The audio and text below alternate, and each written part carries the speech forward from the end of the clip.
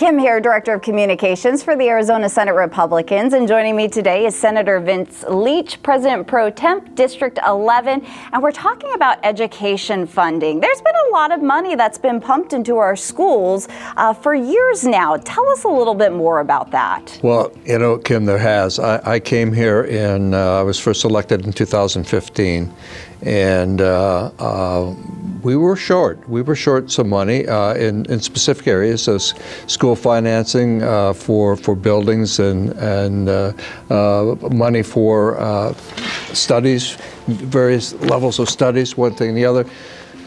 But gradually, as our economy picked up, we put an extremely large amount of money in.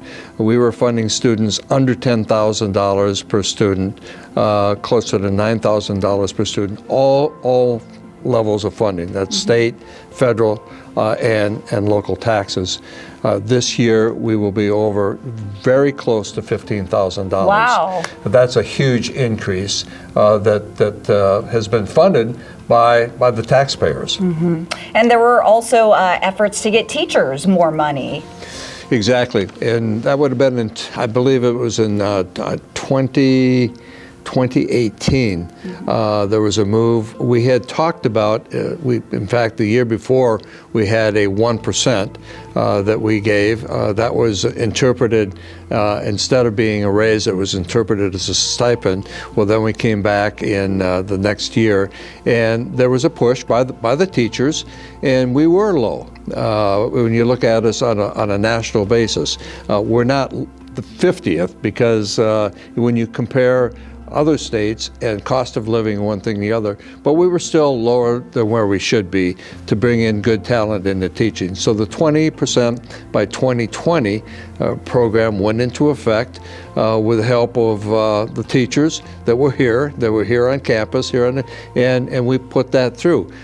We are now, when you look at all the states and you compare inflation costs, when you compare the cost of living, certainly the cost of living is less than New York City or Baltimore or Detroit, anything basically east. You know, we come out to be number 30th. Is that good? Well, it's good, but it's not where we need to be, and we need to continually push to make sure that money isn't an issue of getting teachers in the classroom, but a huge step with the 20% by 2020. Can you quantify how much money has been given to school districts over the past few years? I can. You know, we there was in the last budget, $3.5 billion that went in, that we were involved in through the state budget. Additionally, through the federal programs of the CARES Act and the ARPA Act, from the two presidents that guided us through or lived through, I should say, the COVID, there was about $4 billion. What's interesting about the $4 billion is, as of the last report, and that $4 billion went to our superintendent of schools, only $1 billion has been spent on that. I'm not sure that the public or even the teaching profession knows that there's still $3 billion sitting in that account, waiting to be spent. Mm-hmm. And so we know that all over the past few years, when we've had initiatives and we've had legislation come forward, that the counterparts, our Democrats, haven't always supported this funding going to K-12 schools. Is that correct? So every year from the 2015 budget was the first budget that I was on. Every year we've had increased spending for K-12. Every year there's been, and some years rather large, where we included new programs, where we had the 301 extension. In those 4 years, in those years from 2015 through the 2022 budget, which we've now passed and we're in, there are only 4 Democrats that voted for increased spending for K-12.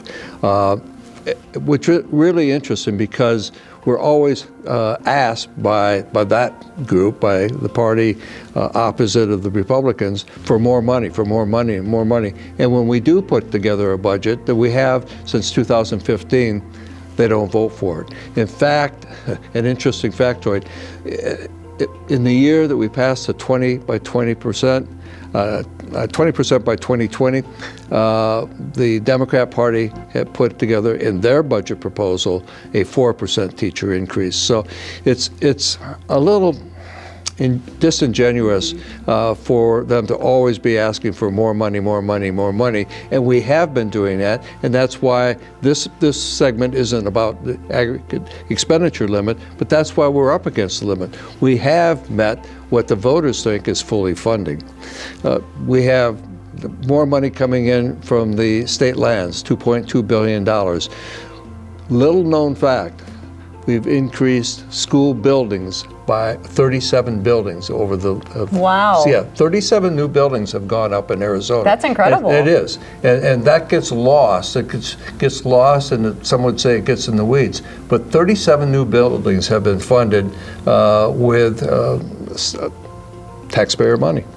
Senator Vince Leach breaking down school funding, a little bit of transparency for the public, and we appreciate that, so thank you. Have a happy day.